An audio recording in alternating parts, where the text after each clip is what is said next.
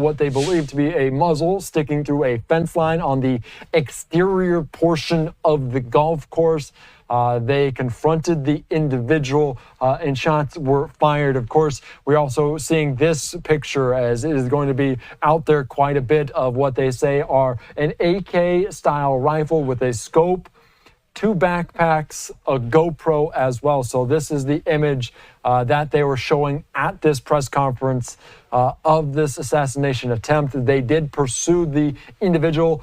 They believe that is connected to this on I-95. They do have him in custody.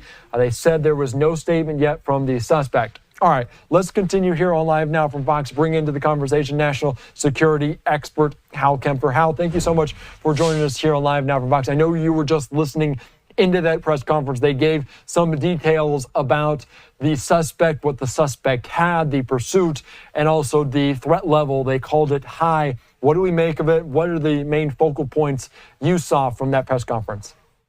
Andy, what I saw was the secret. Of course, as you mentioned, the bubble around the former president. In this case, it pushes out maybe 400 or 500 yards. They don't close down the entire golf course, but they push it out to the hole ahead of him. And the Secret Service detected the AK-47, the muzzle pointed through the fence line.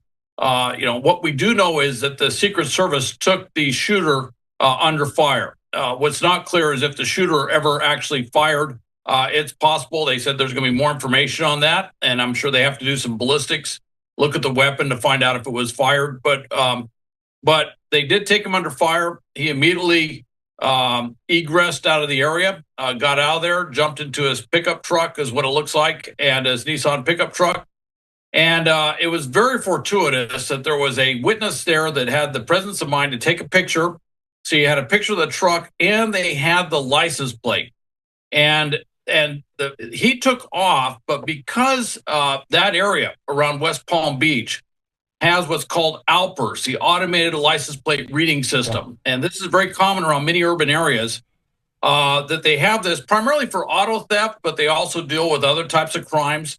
But they have this, so it immediately picked it up when he went on the I-95, and they were able to give the next county over the information of what the truck looked like. They were able to send the picture of the whole bit, and they were able to make a traffic stop. And very fortunately, there was, it sounds like the traffic stop was without serious incident. In other words, he didn't open fire on them or anything like that. Traffic stops, as anyone in law enforcement will tell you, can be some of the most dangerous enforcement operations out there. This one, fortunately, did not turn into a dangerous operation. They have a lot of details. And it's fascinating to me that the FBI has assessed this was an attempted assassination already. Now, one could make certainly an based on just a picture of everything you see there. That'd be a logical conclusion. But it's possible that when they took him into custody, he may have said something too, which kind of removed all doubt. Yeah. It's interesting how fast they moved on this. But clearly, we've gone from a situation where initially there were reports of shots in the vicinity of President Trump.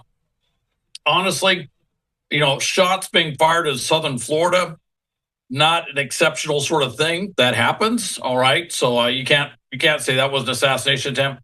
But now it's really got down to, yes, it was clearly somebody was there, and he had an assault rifle, had an AK-47 with a scope. Very interesting combination. AK-47s, just the iron sights, not the best. I know there are some people who love them, but they're not a great long-range weapon, generally speaking. With the scope, you can add a little bit more distance on it, maybe 300, 400 meters, fairly accurate. With the AK-47, because of the type of weapon it is, you could do some rapid fire. So he would probably compensate for the accuracy of the weapon with a lot of firepower, a lot of rounds going downrange. 7.62 caliber. So it's a heavier round than say your 5.56, like you'd see with an AR-15, and that may be a decision based on the Secret Service protection and everything else, that he wanted a round with more stopping capability, more penetration capability. So he was looking at the volume of fire that would be fired. And also, I wouldn't be surprised if those backpacks, they find some extra magazines, and he was planning on engaging them for quite some time. as best he can. Of course, the GoPro, fascinating. The GoPro, we've seen that with other terrorist attacks, specifically the one I think of in New Zealand at Christchurch at the mosque, where the shooter actually did a terrorist attack on the mosque, and he live streamed with a GoPro the entire event. Clearly, based on what we're seeing here, if he had a GoPro there, the thing they're going to look at is, was he planning on live streaming this assassination attempt? And based on what I'm seeing, it's probably a safe inference that was his intent. Yeah, a very scary, terrifying moment, just as we're getting more details about it, because like you mentioned, the initial report coming in from the Trump campaign that there were gunshots in the vicinity of the former president, Donald Trump, while he was on the golf course, something he does very, very frequently. Let's talk about that AK style rifle as well, and the scope. They mentioned the kind of range of that 300 to 500 yards as well. Maybe how in just kind of layman's terms, how far is that, and what does the Secret Service do, kind of knowing the range of some of these weapons that might be out there? Yeah, 500 yards, you could hit something. Certainly with a scope, if you've been out there, you've sighted it in. You've got your, as we say, dope on the weapon, and you've done some other things, where you really, you got the correct range. You've compensated for the wind, stuff like that. Yes, you could possibly hit out to 500 yards.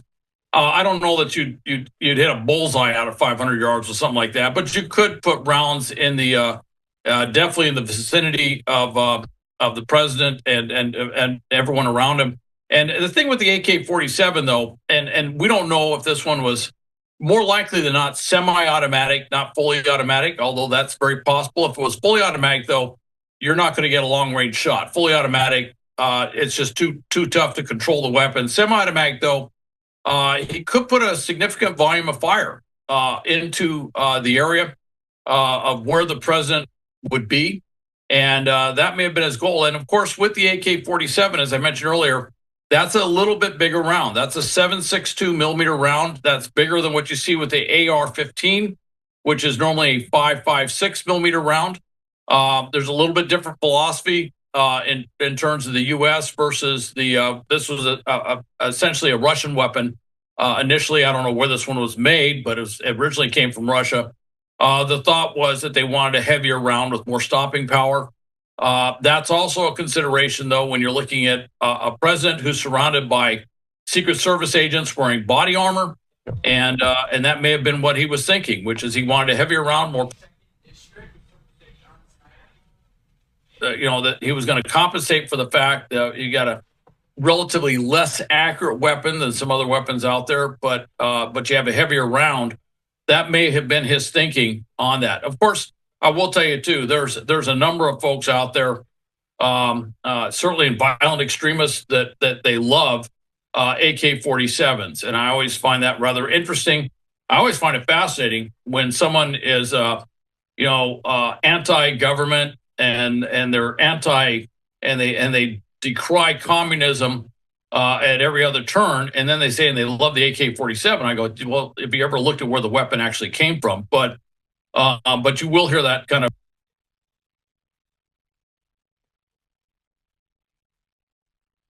Yeah, of course, Hal. And the feed going a little bit in and out right here, but we're going to stick with it because we're getting new information. I want to put up this here on social media. This a post on X from John Schneider.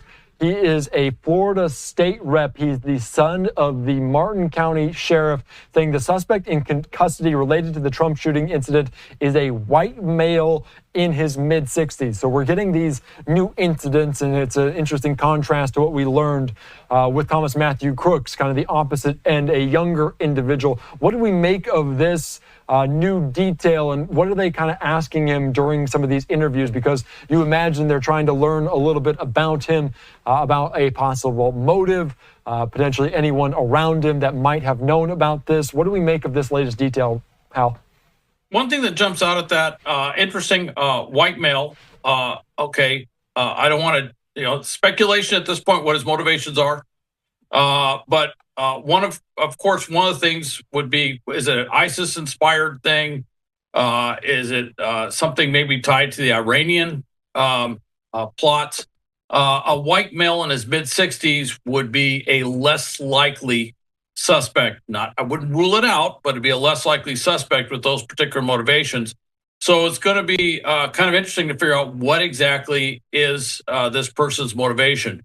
And we have seen assassination attempts from the far left and the far right. I would remind you that there was an attack. In fact, Representative Scalise was seriously injured, almost killed, or seriously wounded, almost killed in an attack on members of Congress when they were practicing for the the annual congressional baseball game. That he was a far left far left assassin, and then of course we've seen far right assassins as well. So it could be anywhere on that spectrum. I can't tell you at this point.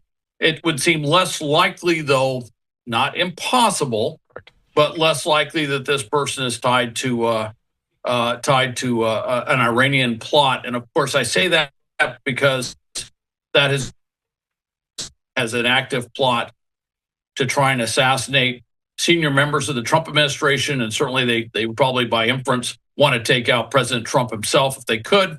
And so it would seem less likely. So that's all I can really, at this point, with that little of information, that's probably all I can really derive from that.